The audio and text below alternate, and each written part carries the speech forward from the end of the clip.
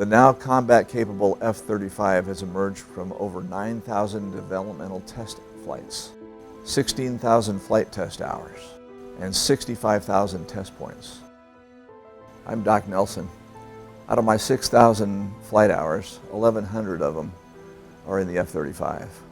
It's been my privilege to watch that airplane mature over the last several years from just a concept into a combat-capable machine with really advanced features, something that satisfies every customer. The F-35 was developed with 3 U.S. services in mind and 9 partner countries. The airplane was tuned for each service and country's specific needs, and yet it's so common that training is simplified because a checkout for a pilot in one variant of the airplane is a checkout in all 3 variants. In developmental flight testing, we've been to every corner of the envelope in the F-35. Altitude, Mach number, G, angle of attack. We've put the airplane out of control intentionally several times. It recovers every time.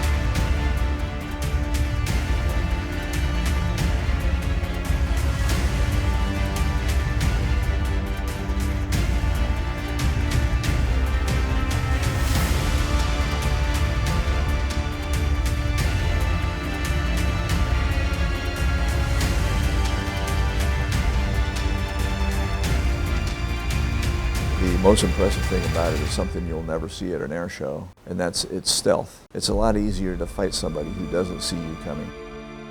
One of the most memorable things about F-35 mission systems testing was times when we'd take off at midnight, in the middle of the night in pitch darkness, and employ with equal effectiveness as we did in the daytime.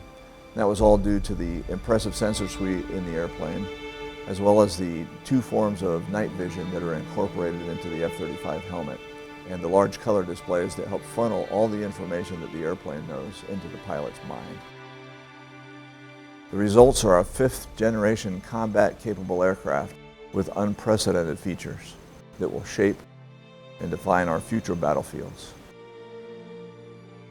We now have a combat capability that we've never had before, and that's putting a squadron of stealthy airplanes on an aircraft carrier that can be anywhere in the world. Having a 5th-generation fighter launching from carrier decks and safely recovering secured a capability for the Navy and Marines to perform vital wartime operations aboard maritime vessels. These sea trials contributed directly to the U.S. Marine Corps declaration of initial operational capability for the F-35B in 2015. Watching safely from remote cameras, I remember watching the first 2,000-pound JDAM dropped on a live target, which went directly through the center connects in the target complex.